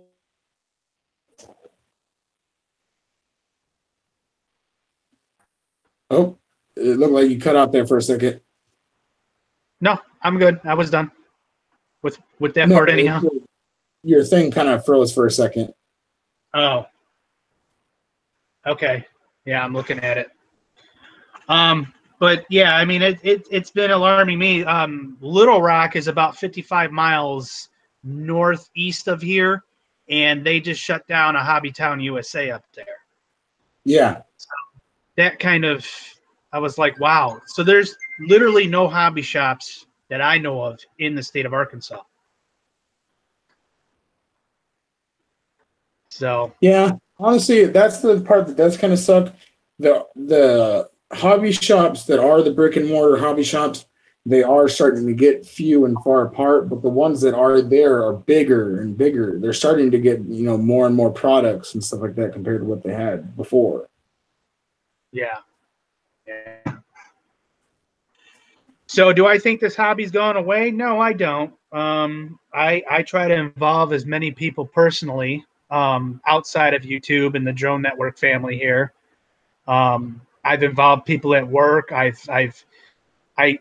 run several groups on Facebook. If you guys don't know, I run the MJX Bugs Owners Group, as well as I run Central Arkansas RC Addicts. I had to think about that for a second. So I've met there. Yeah, honestly, one of the things that's keeping the RC community and the hobby alive is drones. Yeah, drones, boats, helicopters, all those have gotten a lot bigger over the past decade or so. Back in the day, helicopters, boats, those weren't really too popular. They had their place in the RC hobby community and all that, but they weren't very big. They've gotten potentially a lot bigger now, exponentially, not potentially. They've gotten so much bigger now, especially drones with the whole racing environment and actual having giant actual races that are going for millions of dollars for a prize. That's crazy. Yeah, like late at night when you catch them on ESPN and whatnot. That's so cool to watch. Drone racing on ESPN. There's RC hobbies on ESPN. Come on now. The RC hobby is still alive and thriving. It's just it's transitioning. It's evolving. Like everything else, it's evolving. It has to survive. It has to. Yeah. Oh, definitely. And I'm still like, I'm glad I got back into the hobby. I never fully left it, like you said. Like it seemed like I never really fully left it because I didn't truly sell everything off, and that's true. I couldn't permanently leave it behind. There was no way I could do that. I was too attached to my Stampede and my Emacs to ever do that. They just sentimentally just meant way too much to me. I couldn't even say that word, and I still didn't say it properly.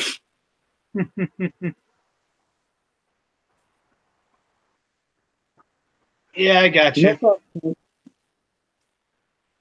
Yeah, RC planes are really cool. I've flown like maybe 2 back in the day.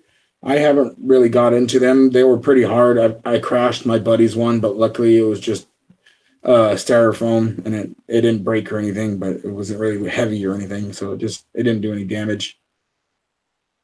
Yeah, John, that's okay. Plane.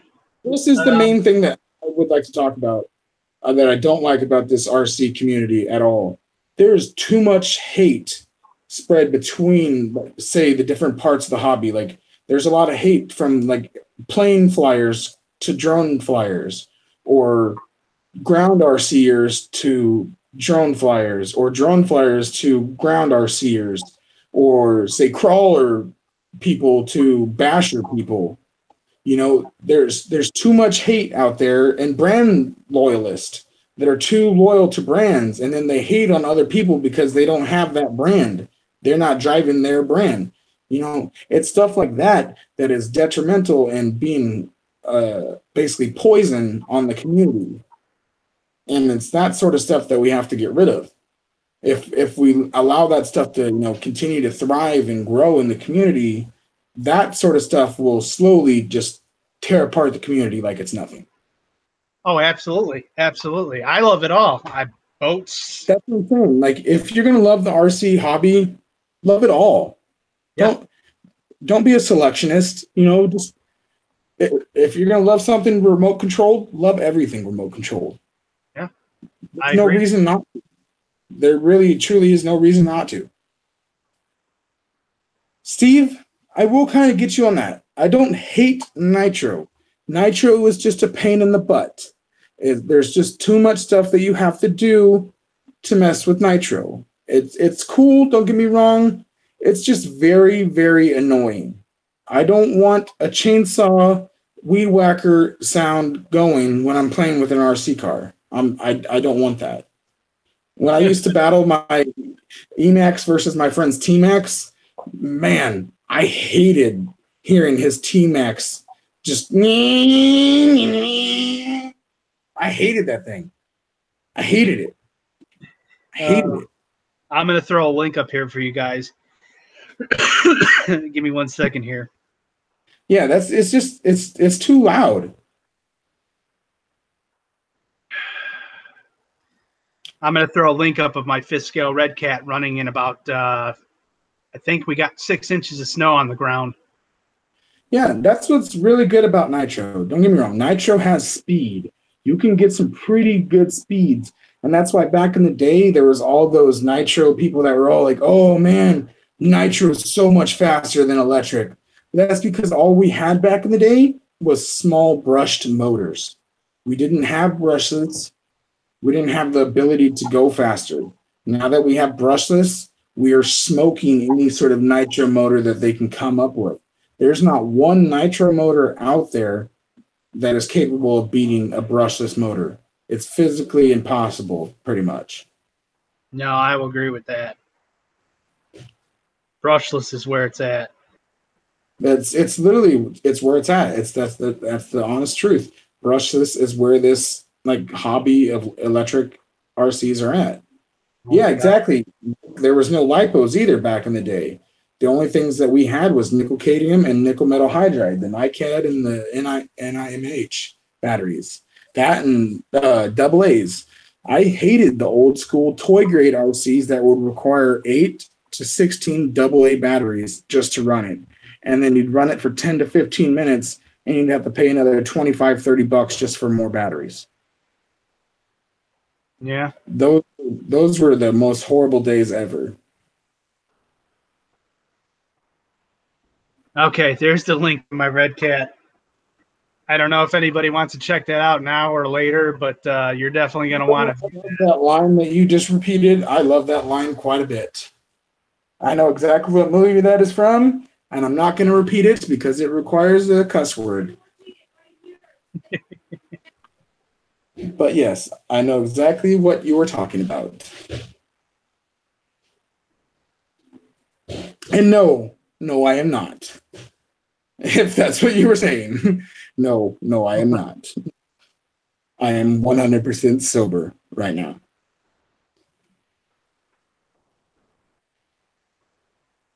Yeah, I love that movie too. Looks like you're lagging a little bit over, Alvin. Is it me or is it you?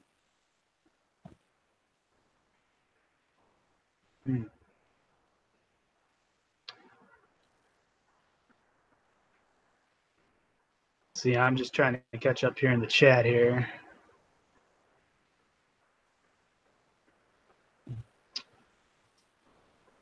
You there, Alvin? Yeah, I'm here. Can you hear me? Okay. Yeah, you were lagging a little bit there. I was like, wait, what's going on? Filthy Co. He's not sober.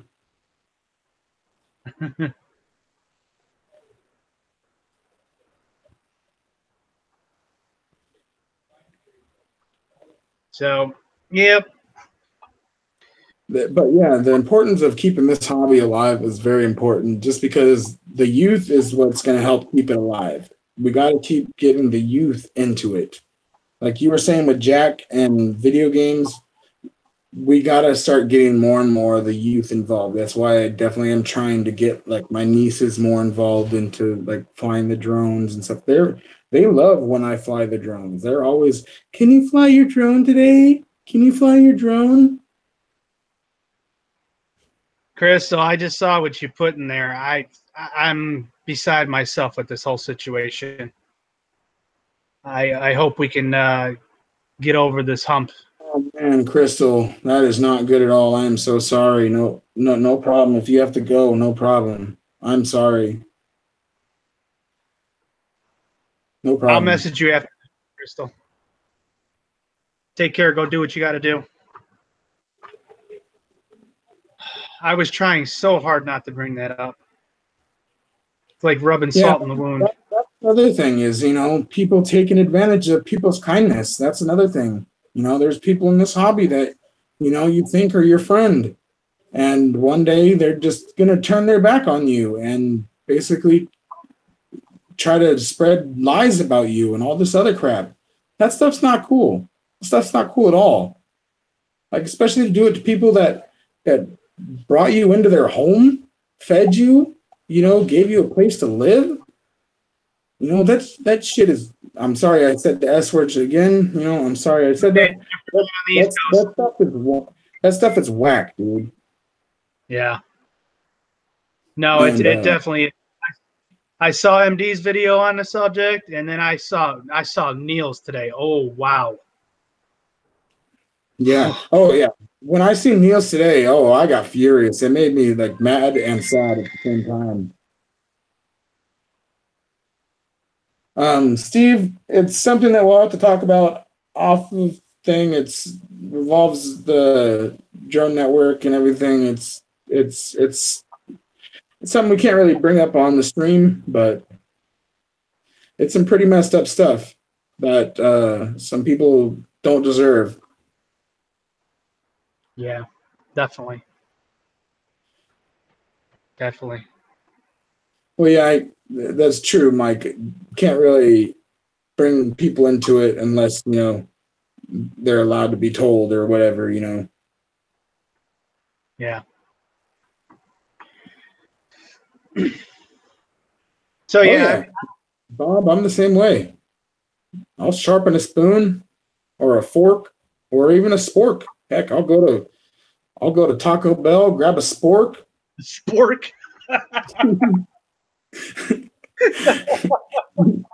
Grab a plastic spork. Or all right, you know what I would do? I would grab plastic spork, bring it home, take some silicone, make a silicone mold of the spork, make that mold, and then pour ice or water into it. You can't pour ice because that doesn't work. Ice is solid. Pour water into it to make ice, and then you have an ice spork. So it cannot be traced as a weapon because once you stab them with it, it's untraceable. I just said something really bad in the stream, and that was really bad. We're gonna name it. We're gonna call it sporking. Yeah, nobody's seen me talk about hurting anybody. You guys didn't. I'm using Jedi mind tricks. You did not see me talk about stuff.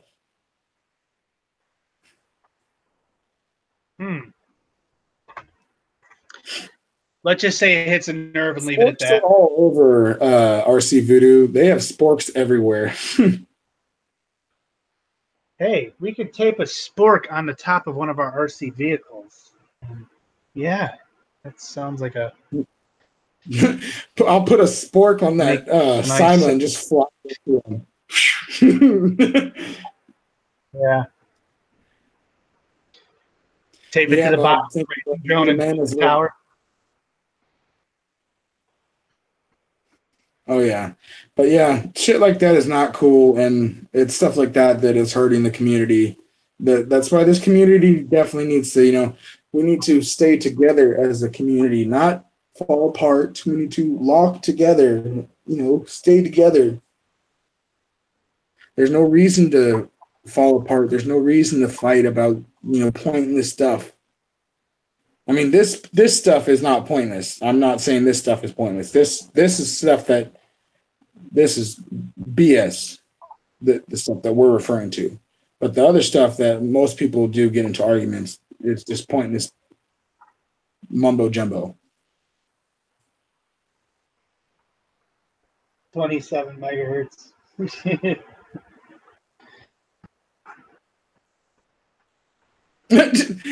Axiomatic, it has nothing to do with 27 megahertz.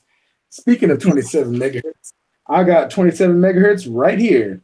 This is my Stampede transmitter that Steve is making me replace because he does not like this fencing rod. Pop out that crystal and put a close-up on it. He does not like me being able to stab somebody with this. Hey, welcome to the 2000s, buddy. Hey, you know what? I've joined in the 2000s. I've got me a 2.4 gigahertz. It's got a little antenna. It doesn't move. Okay, I've got one. And now you guys know how I record some of my videos. I have a cheap phone mount that I use straps for. I just strap them on my controller. Yeah. I did that same thing with this on the front of my old Traxxas controller. But yeah, that is a super relic for that transmitter. That's the transmitter that goes to my Emacs. That thing is super old. I have the original one that goes to my Stampede somewhere, but it doesn't have the crystal or anything in it anymore. I don't know where it's at. Birdman, somewhere in my garage, I still have my old school Futaba Magnum radio, if you can believe that. That's pretty cool. Those old Futaba radios were pretty nice. Yeah. But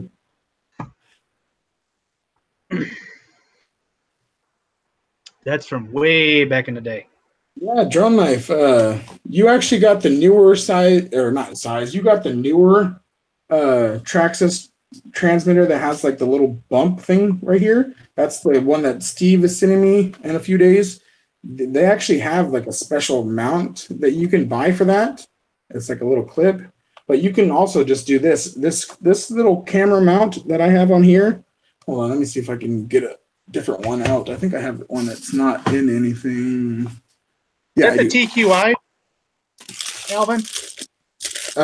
Yeah, it is. This is the this is the TQ3, not the TQI. No, the one you're getting, the newer. Oh, yes, the one I'm getting is the TQI. Yes, it's for the Traxxas Bigfoot, the newer one. But this is the phone mount I'm talking about. This is $1 on eBay, 98 cents on eBay. You can get them on Banggood, GearBest for $1.75. They're an expandable. And let me take it out of this. I highly suggest getting these because they have a little tripod mount. You can put these on your hat. You can screw them onto your hat. RC Crazy uses these on his hat. They're really, really, really good. You basically just have a spring mount right here that you can open up and put your phone in. It locks onto your phone, and you just somehow find a way to mount that to your transmitter, and then you can record with that. And it definitely makes it a lot easier to record than trying to hold your phone in one hand and trying to drive with the other. Yeah. I haven't gotten that far. Axiomatic, if you want to donate a transmitter to me, go ahead. I mean, I was going to use this one with the Emacs since it's the original Emacs controller. I was just going to use it to when I bring back the Emacs back to life. But it would be nice if I did get 2.4 gigahertz. I was going to say 2.5, but that's wrong. I actually lost my FlySky G23B when I moved down here, so I had a friend of mine who gave me this Axial remote. So, oh, that's pretty nice. Yeah, it's not bad. I use it for my Caldera. I like the remote that came with my WO Toys A979. It's a pretty nice remote too. It reminds me of a Futaba remote. Very simple, very lightweight. Those are the nicest remotes, to be honest with you. Yeah, these are really nice. It's a 2.4 gigahertz. It's got a little bit of a long antenna on it, but it's nice. I mean, I can't say that's long. This is long. Whoosh. I like making sound effects when it pops out.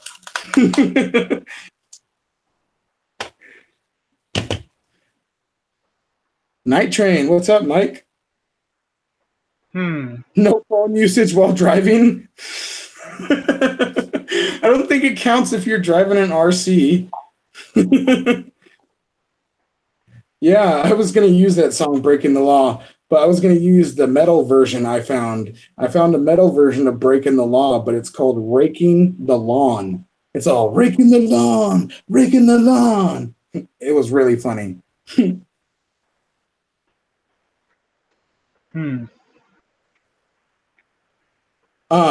Yeah, if you guys ever want to know my address, on the couple unboxing videos that I have done, I don't ever blur out my address. So if you guys watch my older unboxing videos, I show my address in that, so you guys can find it there, or you guys can always hit me up on Facebook or Instagram, or just message me on here, and you can get my address. And yeah, if you can go ahead and get it from Steve Axiomatic if you want. That's fine. I don't mind. Yeah, I've heard that one too, Mike Birdman. Washing the dog. Washing the dog.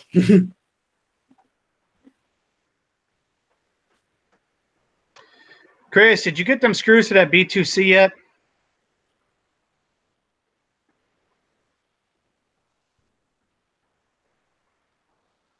Alvin, have you seen what the Mod Father is cooking up?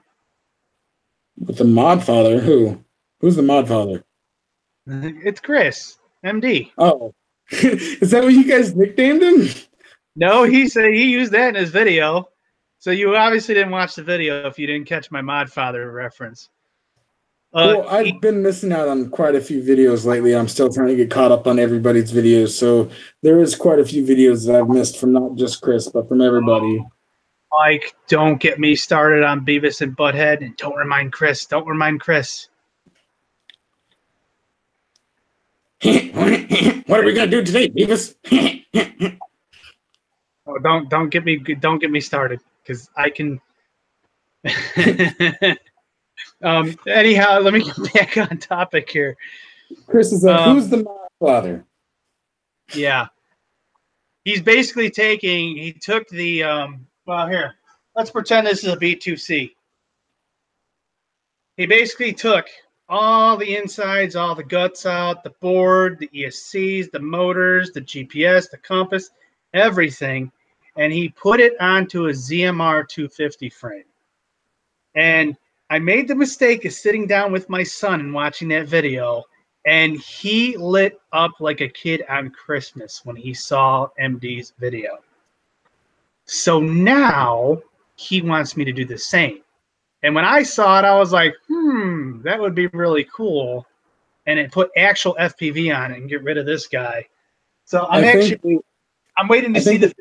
You said she said instead of he said. He said, what? Oh. I think you said she said, and they caught you.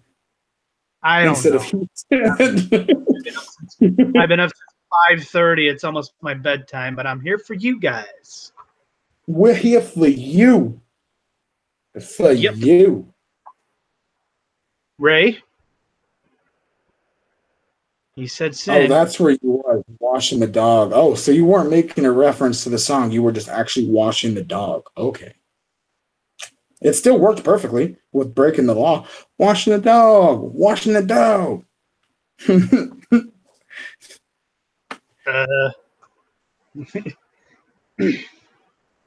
Jim's like, yeah, whatever, dude.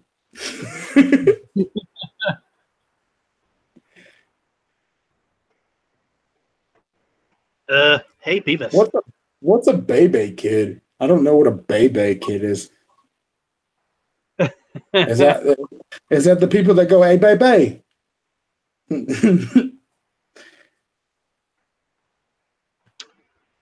Well, to get what I'm hitting at is I can perfectly impersonate Beavis and Butthead, but I have such a cold with my allergies right now, I don't even want to attempt to do it. I used to be able to do like the perfect spot-on Cartman impression from South Park, but as I got older, it got worse, and I can't really do it that great anymore. But I used to be able to do it like spot-on perfect, and my sister always used to make me do it, and I'd be like, I don't want to do it, and she's like, just do it. And I would do it. Ray. Get away from me, butthole!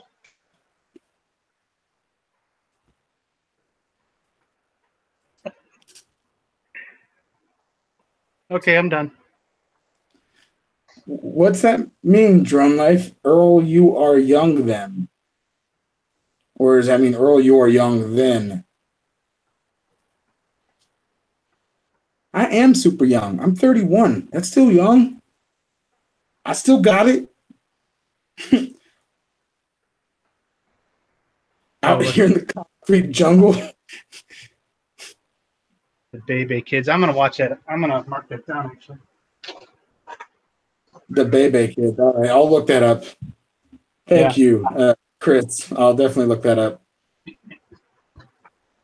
If I gave you $1, that's like 3 quarters and 2 nickels. Would you make out with me and stuff?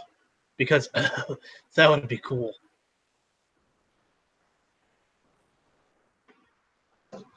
I was gonna do the other impression. I was gonna do a reply, but I fought back against it. Oh, wait, I'm making an ass out of myself. So go. No, I already did. I've already made an ass out of myself multiple times. It's time for you to do it. I had fun with it. I just don't care.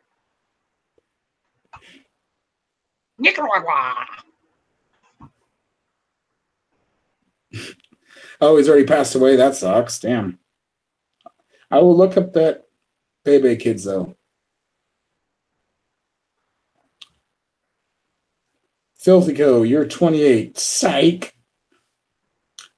So you are 38 is what you're saying? Or you are 41? Because you said you're 10 years older than me. Because I'm 40. I'm not 40. God. I am 31.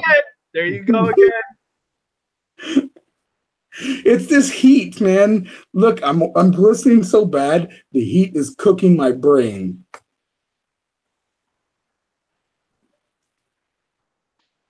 Hang on. See, I need someone. It's cooking my brain. Look, I need the sweat rag. Somebody help me. Oh God.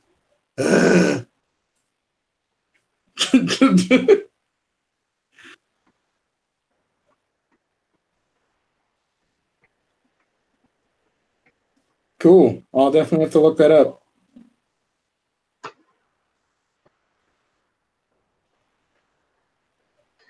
Yep. I am corn. I am corn Julio. I want hole. I read it in a regular voice so that you didn't get the the Beavis voice. Or actually, that's Butthead. I love that one. I could do it better, but I'm too nasally right now. I'm originally from Chicago, guys, if you didn't know, and I moved down here to Arkansas. We've been here for over 3 years now. And you're from Chicago. I didn't have allergies. Home of the Bears. Yeah. I didn't have allergies till I was about 35 years old. Well, I got them while I was still living up there. And when I moved down here, my allergies literally go from about March all the way up to November. Damn.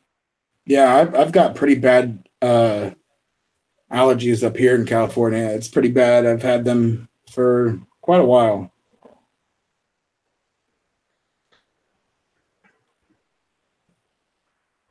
Yep.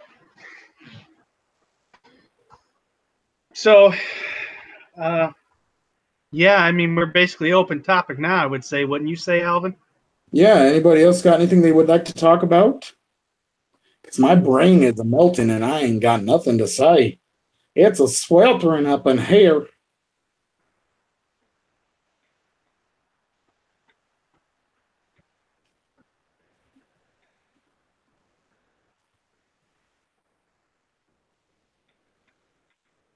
A vintage Boone's Farm wine? Isn't Boone's Farm like a wine cooler?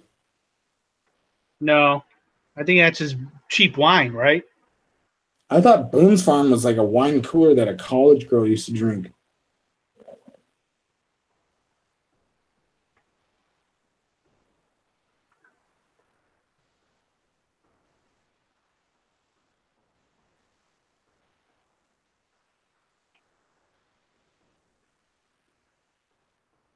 Yeah, you do definitely have to watch out when buying from eBay. You kind of have to do a little bit of research when buying anything online, not just eBay, but anywhere online. You want to do a little bit of research. That's the thing. You want to do some research. You don't want to go in anywhere and just buy it blind. Not even into the hobby shop. You don't want to do that. You want to do some research beforehand. It's the best thing to do. It's just do even just a little bit. Just look up some research beforehand, and it'll help out a lot, tremendously. It will.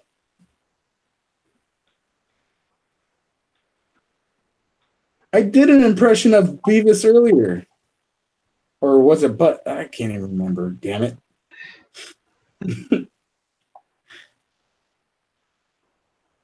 I can also do King of the Hill. I need TV for my bunghole.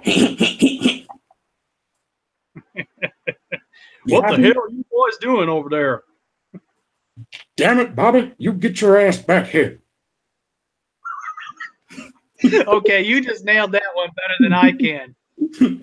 Yeah, I can do a pretty good Hank Hill. 7. So yeah. And I am a Red Cat guy. Here. You make $100K a year on eBay. Wait, that's and then I read that part underneath. I was like, "You're not Kevin Talbot or whatever." Here you go, Wally's RC. Oh. Yeah, it's that messy. Is nice. But that Caldera is really nice. Yeah, except I want to put a better motor in it. Well, No you know what? problem. Actually, I'm not going to put a better motor in it. I'm glad you enjoyed it. I'd say I got about. I don't even remember. I think I have a 3900 kV in here. I don't know if you caught that, Jim. I got like 4 or 5 more minutes, and then I'm gonna have to head out. Okay. We can wrap it up at 9. That's what I think we should start trying to do, is do from 5 to 9, 2 hours. 5 to 9. What? 7 to 9? Oh, yeah, 5 your time. You made it seem like we were doing a 4-hour stream, bro. My brain is slowly melting from the heat. I could ramble with the best of them, but I could run out of shit to talk about. This here just has a, if you can read that, let me try to get the camera on it. That is a BL motor. 30. Hey, Lulu, have a great night, and I will definitely get a hold of you. 3900 kV, 4-pole. Tell Wayne I said have a good night as well. Yeah, definitely. Have a good night. Whoa, Filthy Coat. Sweet, brother. You're only about 3.5 hours away from me. Cool. That is nice. Cool. I think the closest person I have in the family that follows everybody is Drone Pull. He's 6 hours straight north of me. Yeah, Brian, I'm definitely trying to do that. As soon as I get off chat, I'm gonna go sit in front of a fan, a giant, like 30-inch fan that's used for warehouse cooling. We have it in our living room. What? Yeah, I'm trying to figure out why you're not popping on the screen when you talk. Yeah, I don't know. It's usually I don't know how that works, honestly. Oh no, it automatically highlights. Something must have happened. Huh. It's fine. It's all good. Yeah, we're near the end anyhow. We're going to wrap this up in about 2 minutes, guys. I got to put kids to bed and... Yep, up north. Definitely. You have a good night, Steve-O. Thank you for stopping in the stream, brother. And I look forward to getting that body. Thank you so much for your support. For those of you that don't know, Steve O.D. from the 313, his buddy Bucks RC World, he's hooking me up with a new body for my Stampede so that I can retire my 20-plus-year-old body and basically keep it how it is so I don't destroy it, because it is 20-plus years old and I would like to try and keep it how it is, at least. Ray... It's about 102 or 103 right now. It was over 105 earlier, but it's still pretty hot. As you can see, my shirt is starting to drag on me because the weight of the sweat. You can see this shirt is bright, but it's really soaking wet. As you guys can see, my shirt is drenched. And I'm using a sweat rag. It's 86 here in Hot Springs, Arkansas. Yeah, Cali is definitely having a heat wave, Axiomatic, for sure.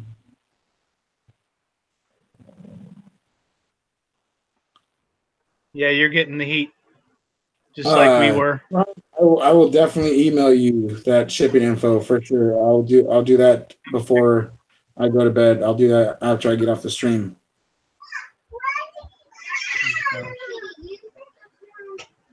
Sorry, guys, my kid's busted in the bedroom here. Hey, chocolate face.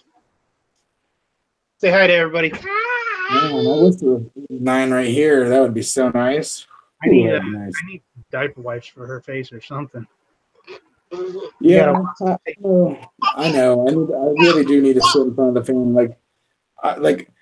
I took a cold shower, maybe like at 4 o'clock my time, and it's 7 o'clock now, and my hair is soaking wet. Like, it is soaking wet. It is super wet. And that's just from all the sweat. Hey, Grace. Hi. You want that pink drone, don't you? Yeah, don't touch the keyboard. You can mess up what's going on here.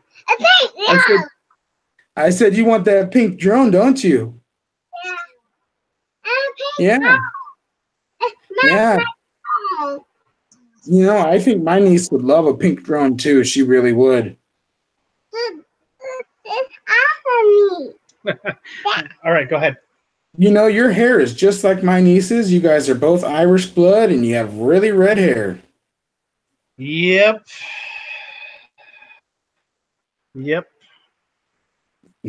Oh. All right. Well, thanks for chilling with us for a couple hours. Appreciate the support. Yes. Thank you everybody for stopping in. This was a really great show.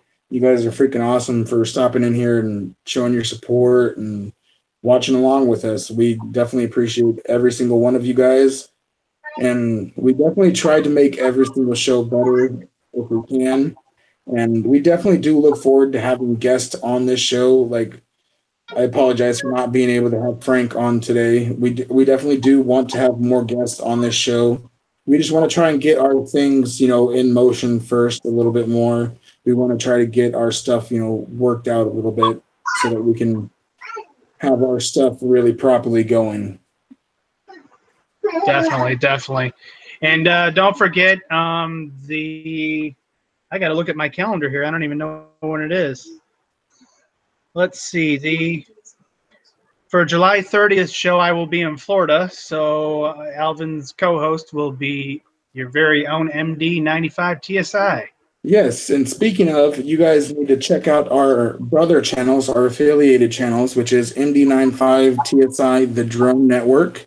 He is down in chat right now, so if you haven't subscribed to him, subscribe to him.